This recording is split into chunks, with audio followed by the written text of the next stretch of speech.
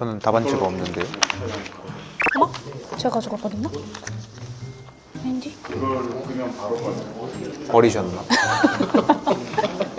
뭐 어쩔 수 없죠. 요캠이 제일 못생기게 나오는 것 같아요. 맞아요. 진짜. 이게 밑에서 찍어가지고. 진짜 그렇게 저 진짜 그렇게 생겼어요? 아니, 카메라가 좀 이상해요.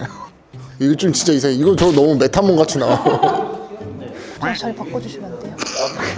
뭐 상관없어요. 저는. 감사합니다. 네. 감사해요. 아니에요.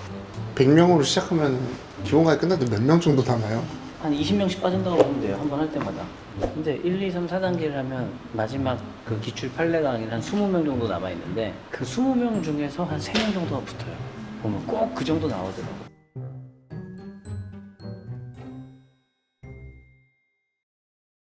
자, 보겠습니다. 오늘 이제 문제를 봤어요. 문제를 하나를 이렇게 테스트를 해서 봤는데 일단 1차 시험 끝나고 나서 이렇게 시험 보는 게 아마 처음이죠? 써보니까 좀 어때요? 시간 부족하던가요? 좀 그랬던 것 같아요.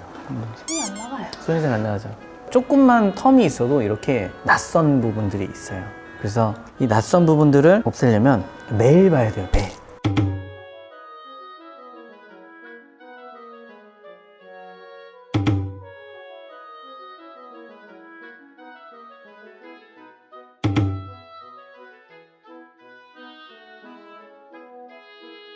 이주대책 문제였잖아요. 이주대책은요, 몇 개의 쟁점이 정해져 있다는 것이죠. 했어, 안 했어? 무조건 하라고 했잖아요. 근데 했으면 이제 그 내용에 대해서는 법에 규정이 없기 때문에 이 내용을 사업시행자가 자기 마음대로 할 수 있는가, 그게 이제 무조건 쟁점이에요. 그래서 이 물음 1번은 자기 마음대로 하는 걸 행정규칙으로 내부 기준으로 잡아줬잖아요. 이게 법규성을 먼저 검토를 한 다음에 법규성이 있으면 법률 규정하고 상충하는 내용은 아닌지 그거 이제 검토하는 것이고, 행정규칙이기 때문에 법규성이 없잖아요. 하지만 행정규칙도 내부 사무 처리 기준이기 때문에 특별한 사정이 없으면 하나의 기준으로 적용이 될 수도 있다는 거예요. 그 두 가지를 그대로 보여주는 게 기본 쟁점이 되는 거예요. 자, 그리고 이제 이 물음 2번 같은 경우는 30평대가 아닌 20평대 아파트 분양 대상자로 선정한 것은 위법하다. 즉 30평을 달라고 했는데 20평을 준 거잖아요. 30평 대상자 확인 신청에 대한 거부 처분이 되는 거예요. 그럼 이 거부에 대해서 다투는 건데 이거 정답이 정해져 있어요. 확인 소송하고 항고 소송 둘 중에 무엇이 가능한가? 그거 쓰는 게 정답이에요. 그래서 어떤 형식으로 들어가든지 간에 항고 소송 가능하다, 확인 소송 불가하다, 혹은 항고 소송 가능하고 확인 소송 가능하다, 이 두 가지 포인트만 들어가 있으면 다 정답이에요.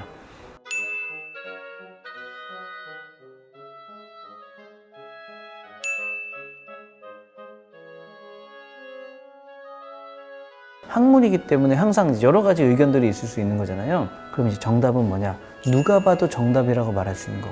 법규에서는 판례 있는 거. 판례 있으면 문제 있고 정답이 있는 거고요. 판례 없으면 문제 없고 정답도 없는 거예요.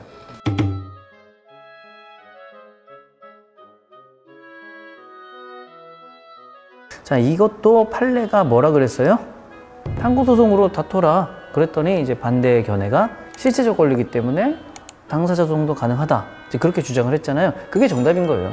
자, 다시 이제 문제로 돌아와서요. 지금 네 사람이 거의 보고 있는 교재가 거의 비슷하잖아요. 네 사람 답안지가 똑같아야 돼요. 첫 번째 답안지, 이주대책의 의, 수립 지침의 법적 성질 설명 들어가 있고요. 법적 성질에 대한 이제 판례 검토, 행정규칙에 대한 내용이겠죠. 그리고 의 주장의 타당성 들어갔고요. 의 주장 타당성 들어갔고요. 그럼 여기서 이제 판례죠, 이거. 재량성에 대한 판례죠? 내용 재량성? 그럼 여기 이제 어딘가에 좀 이렇게 판례하고 이 재량성, 이런 단어가 좀 앞에 나와 있으면 좀 더 쉽게 볼 수 있겠죠? 자, 이주대책 의 썼고요. 법적 성질이 들어갔네요? 요건도 들어갔고, 이주대책의 일반이론이죠? 쟁점은 일반이론하고 무관하잖아요. 근데 이게 들어갔어요. 자, 그래서 행정규칙 들어가 있죠? 자, 의 취지 썼고, 행정규칙, 법적 성질, 대외적 구성 인정 여부 썼고, 그러니까 이런 게 있으면 채점하는 사람 입장에서는 되게 좋아요. 목차에 있으면 정답 썼다라고 간주를 하고 좀 쉽게 넘어가는 거예요. 이 판례 빠졌죠. 자, 그렇고 나서 여기서 딱 끝났어요. 자, 쟁점 맞췄어요, 틀렸어요? 맞췄다라고 볼 수 있죠. 자, 일단 맞췄습니다. 이주대책 수립 기준 검토하겠다 나와 있죠. 의 취지 근거 있고요. 내용 있고요. 내용의 재량성, 법적 성질 들어가 있고, 대외적 구성이 없다, 행정규칙 여기 이제 이 행정규칙 자체에 대한 지금 학설이 좀 빠져 있죠. 자, 그리고 관련 판례 썼죠. 그러면 지금 전체적인 흐름은 비슷하죠. 자, 지금 첫 번째 답안하고 두 번째, 세 번째 답안하고 좀 차이점이 있거든요. 일반 이론이 두 번째, 세 번째가 많이 들어가 있죠. 첫 번째는 거의 안 들어가 있고. 그리고 지금 세 번째는 행정규칙에 대한 법적 성질 논의가 빠져 있죠. 근데 답안지 세 개 다 행정규칙의 대의적 구성력이 쟁점인 건 다 어필되어 있죠. 자, 쟁점의 정리, 수립기준의 법적 성질을 검토하겠다 되어 있고요. 이주대책, 의, 취지, 근거. 그렇지. 이게 세트 목차잖아요. 우리가 말하는 항상 의치, 근. 네. 법적 성질, 이주대책의 법적 성질 들어가 있고, 이주대책 수립 요건 들어가 있고, 이주대책 요건 또 들어가 있고, 수립 기준의 법적 성질, 재량권 여부, 판례 들어가 있고, 해당한다 들어가 있고, 대외적 구성력 여부, 기준의 법적 성질, 이제 행정규칙으로 보는 것이 타당하다. 그리고 검토 들어가 있고, 사안의 해결 들어가 있습니다. 요게 학설이잖아요. 학설 판례잖아요, 지금. 자, 요렇게 되어 있어요. 그러면 같은 쟁점에 정답은 다 맞췄어요. 근데 답안지를 쓰는 스타일하고 분량은 다르죠. 좀 느낌이 어때요? 정답은 다 맞췄어요. 자, 얘기하고 싶은 게 뭐냐면 똑같은 거의 비슷한 자료를 보고 답안지를 썼는데 왜 이렇게 서로 다르죠? 생각하는 중요도가 서로 달라서. 그렇죠. 생각하는 중요도가 다르고 답안을 쓰는 이제 스타일이 다르기 때문에 다 다른 거예요. 그러면 우리가 어떻게 답안지 생각을 하고 답안지를 써야 될까요, 이제? 항상 출제자 입장에서. 출제자 입장에서 출제자가 이 문제를 왜 물어봤을까? 물어본 쟁점에 대한 것들을 많이 써줘야 되는 거거든요. 자, 이 문제가 개별법 문제예요, 행정법 문제예요? 행정법. 반반인 것 같아요. 반반? 네. 행정법. 행정법? 행정법? 자, 이 문제는 행정법에 거의 가깝다고 봐야 돼요.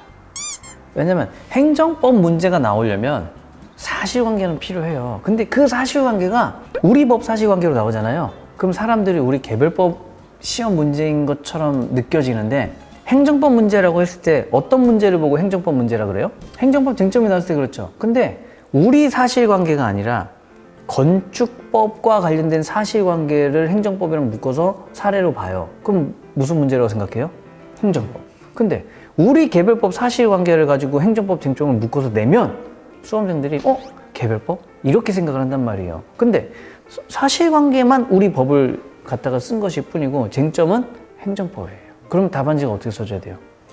행정법으로 써줘야 되는 거예요. 그래서 아마 지금 이렇게 보면 이주 및 생활대책 수립지침에서 규정한 대로 자신을 20평대 아파트 분양 대상자로 지정한 것은 위법하다고 주장한다.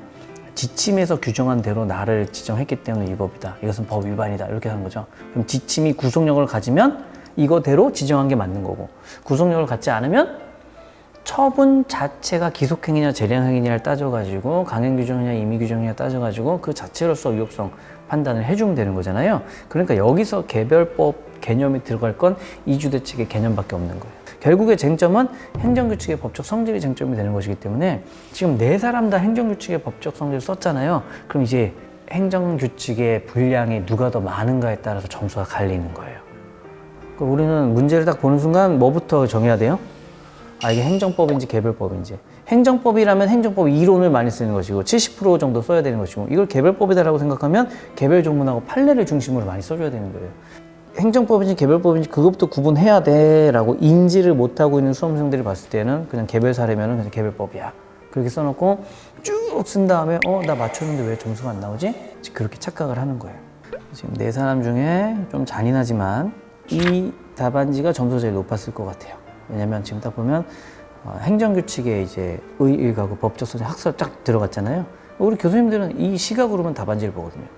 판례 재량서 요거 이제 요것만 목차로 딱 들어갔다면 더 좋았겠죠. 그럼 이렇게 쓴 사람은 집에 가서 어떤 생각을 하느냐? 이주대책 요거 일반이론 조금 더 써줄 것 같아. 아마 그런 생각을 하면서 이제 두 다리를 시원하게 뻗지 못할 거예요. 왜냐면 항상 내가 쓴 답안은 무언가 부족하고 아쉬움이 남거든요. 근데 뭐가 아쉽고 뭐가 부족했는지를 알고 있으면 합격이에요. 내가 뭘 썼는지 정확하게 아는 거거든요. 그럼 내가 쟁점을 아니까 정확하게 쓴 거죠. 그럼 합격이에요. 근데 답안지 딱 시험 끝났는데 내가 뭘 썼지? 기억이 안 나면 왜 기억이 안 나면 답안지 임팩트가 없는 거고, 임팩트가 없다는 건 내가 쟁점을 정확하게 못 집은 거거든요. 내가 잘 모르는 쟁점이 나왔으면 내가 뭘 썼는지 몰라요. 왜냐면 쟁점을 모르니까 내가 뭘 써야 되는지 정확하게 모르잖아요. 그러니까 아무거나 썼는데 기억이 안 나는 거죠. 근데 확실하게 내가 아는 쟁점이 나왔을 때는 그 뭘 썼는지 다 알아요. 뭘 썼는지 알기 때문에 시험 끝나면 이제 아쉬움이 남는 거죠. 그럴 때 거의 붙더라고요. 저도 그랬어요. 저도 마지막 회 이제 그거 더 썼어야 되는데 막 자책하면서 막 시간을 보냈는데 점수 이렇게 나오니까 이제 점수 잘 나와서 이제 합격을 했었죠. 자, 이렇게 해서 우리가 네 사람 답안지를 좀 한번 살펴봤습니다. 그래서 오늘은 이제 이 답안지가 똑같은 문제고 비슷한 자료를 보는데도 불구하고 서로 간에 이제 답안을 쓰는 스타일이나 분량이 다르다는 거, 요거를 한번 좀 체크를 해보고 싶었어요. 보면서 이제 조금씩 느끼는 점들이 있었을 거잖아요. 쟁점이나 어떤 기준에 맞추어서 이것들을 좀 좌지우지하는 것들이 좀 필요하겠구나, 그런 생각을 하면서 남은 기간 이론하고 법규 정리 그렇게 잘 해야 된다는 거, 남은 기간 이론 법규 어떻게 정리할지, 실무 어떻게 해야 될지 그거 정리를 했고요. 그리고 앞으로 이제 3주 후에는 또 이제 다 스터디 채점된 답안들이 또 있을 거니까 이제 그거 보면서 이제 답안 구체적으로 이제 어떻게 하면 좋은지 이제 그런 것들 위주로 보면 좋을 것 같아요. 그래서 3주 후에 만날 때에는 답안지 다 갖고 오면 됩니다. 그러니까 써먹는 걸 이제 할 수 있는지 없는지 우리가 그걸 또 이제 봐야 되겠죠. 그렇게 해서 또 다음 타임부터는 이제 그런 내용을 또 한번 저희가 또 나아가도록 하겠습니다. 고생하셨습니다.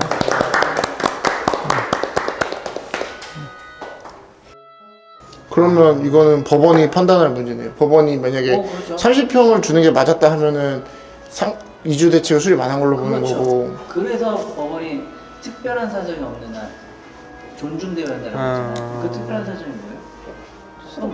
그거는 이제 특별한 사정 법원이 판단하는 거예요. 그렇죠. 근데 아마 이런 케이스에서는 지금 이주대책 수립이 문제가 되는 거잖아요. 이주대책을 수립하기만 하면 되는 거잖아요.